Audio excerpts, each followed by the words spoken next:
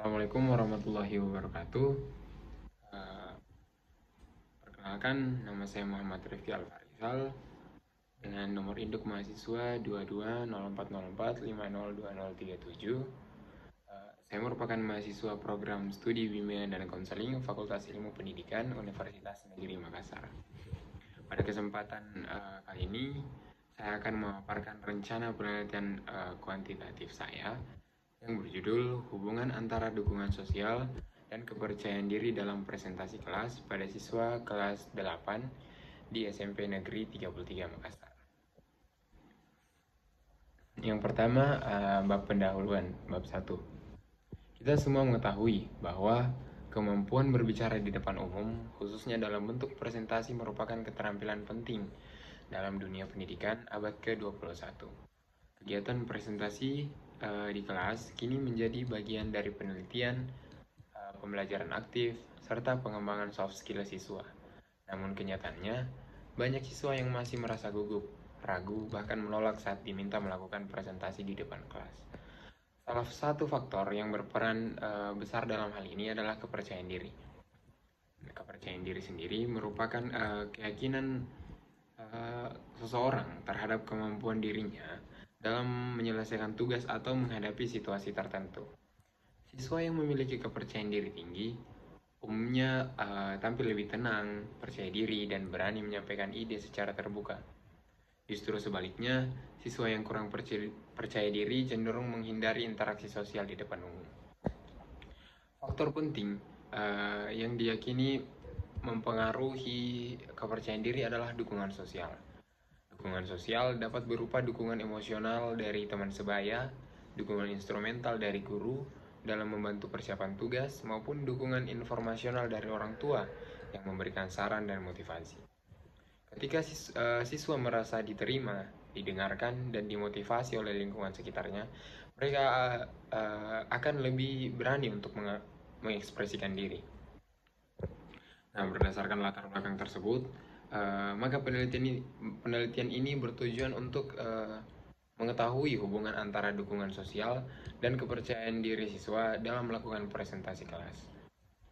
Saya ingin meneliti apakah benar siswa yang merasa didukung secara sosial memiliki tingkat kepercayaan diri yang lebih tinggi dibandingkan mereka yang kurang mendapatkan dukungan tersebut. Adapun rumusan masalah dalam penelitian ini adalah yang pertama, apakah terdapat hubungan yang signifikan antara dukungan sosial dengan kepercayaan diri siswa dalam melakukan presentasi di kelas? Yang kedua, seberapa besar pengaruh jenis dukungan sosial terhadap kepercayaan diri siswa? Dan yang ketiga, apakah terdapat perbedaan tingkat kepercayaan diri siswa yang mendapatkan dukungan sosial tinggi dan rendah? Nah, tujuan penelitian ini adalah untuk menjawab ketiga rumusan masalah tersebut.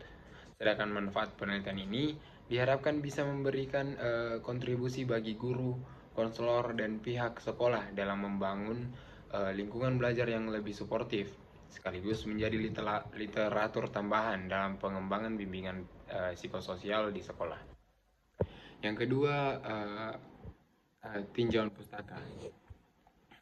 Dalam bab ini, saya memaparkan teori dan hasil penelitian sebelumnya yang relevan dengan kedua variabel yang saya teliti. Pertama, dukungan sosial. Menurut Sarafino dan Smith pada tahun 2021 adalah bantuan yang diterima individu dari orang-orang terdekat, baik secara fisik maupun psikososial. Bentuk dukungan sosial terbagi menjadi 4 jenis. Yang pertama, dukungan emosional seperti empati dan perhatian. Yang kedua, dukungan instrumental, yaitu bantuan nyata seperti membantu mempersiapkan tugas. Yang ketiga, dukungan informasional berupa saran atau arahan.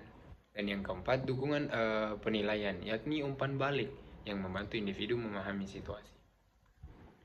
Nah, dukungan sosial terbukti dapat meningkatkan harga diri, motivasi, dan ketahanan emosional siswa dalam menghadapi tantangan akademik, termasuk saat harus tampil di depan kelas. Nah, yang kedua, kepercayaan diri menurut Bandura pada tahun 1970 adalah bagian dari self-efficacy, yaitu keyakinan individu bahwa ia mampu melakukan suatu tindakan atau menyelesaikan tugas. Peneliti lain juga menekankan bahwa kepercayaan diri dipengaruhi oleh pengalaman keberhasilan, dukungan lingkungan, dan pandangan terhadap diri sendiri. Siswa yang memiliki kepercayaan diri cenderung aktif, berani mencoba, dan lebih terbuka dalam menyampaikan idenya. Berdasarkan teori dan hasil penelitian sebelumnya, saya menyusun kerangka berpikir bahwa semakin tinggi dukungan sosial yang diterima siswa, maka semakin tinggi pula kepercayaan diri mereka. Dengan kata lain, dukungan sosial berperan sebagai faktor eksternal yang memperkuat kondisi psikologis siswa saat tampil di depan kelas. Adapun hipotesis yang saya ajukan dalam penelitian ini, yaitu hipotesis alternatif dan hipotesis nihil. Hipotesis alternatif yaitu terdapat hubungan yang signifikan antara dukungan sosial dan kepercayaan diri siswa dalam presentasi kelas. Sementara hipotesis nihilnya yaitu tidak terdapat hubungan yang signifikan antara keduanya. Bab selanjutnya itu bab 3 atau metode penelitian. Nah, penelitian ini menggunakan pendekatan kuantitatif korelasional dengan desain ex post facto. Saya tidak melakukan manipulasi variabel, melainkan mengamati hubungan antara dua variabel yang sudah ada, yaitu dukungan sosial sebagai variabel bebas atau X, dan kepercayaan diri sebagai variabel terikat atau Y. Populasi penelitian ini adalah seluruh kelas 8 SMP Negeri 33 Makassar. Sampel akan diambil menggunakan teknik random sampling untuk menjamin representasi yang adil. Jumlah sampel akan disesuaikan dengan ketersediaan data dan ketentuan statistik. Adapun instrumen yang digunakan dalam penelitian ini berupa angket tertutup berbentuk skala Likert. Yang pertama, skala dukungan sosial, yakni akan mencakup pernyataan yang menggambarkan persepsi siswa terhadap dukungan yang mereka terima dari teman, guru, dan orang tua. Dan yang kedua ada skala kepercayaan diri.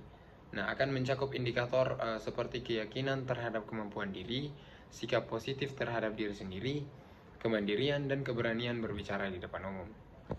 Nah, adapun teknik analisis data yang akan saya gunakan, yaitu yang pertama uji validitas dan reliabilitas untuk menguji kelayakan instrumen. Yang kedua, uji normalitas untuk memastikan distribusi data. Yang ketiga, uji korelasi person produk. Yang ketiga yaitu uji korelasi person produk moment untuk menguji hubungan antara dua variabel. Dan yang keempat, jika memungkinkan, uji regresi linear sederhana atau berganda akan digunakan untuk melihat kontribusi jenis dukungan sosial terhadap kepercayaan diri. Demikianlah pemaparan proposal penelitian saya.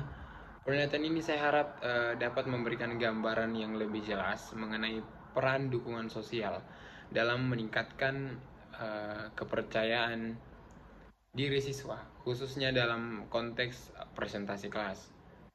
Saya juga berharap penelitian ini dapat menjadi dasar pengembangan layanan bimbingan dan konseling di sekolah untuk membentuk siswa yang lebih percaya diri, aktif, dan siap menghadapi tantangan komunikasi di era modern. Saya menyadari bahwa penelitian ini masih memiliki keterbatasan, baik dari segi ruang lingkup maupun metodologi. Oleh karena itu, saya sangat mengharapkan masukan, saran, dan kritik yang membangun dari Bapak dosen. Terima kasih atas waktunya. Sekian dari saya. Wallahul muwaffiq ila aqwamit thoriq. Wassalamualaikum warahmatullahi wabarakatuh.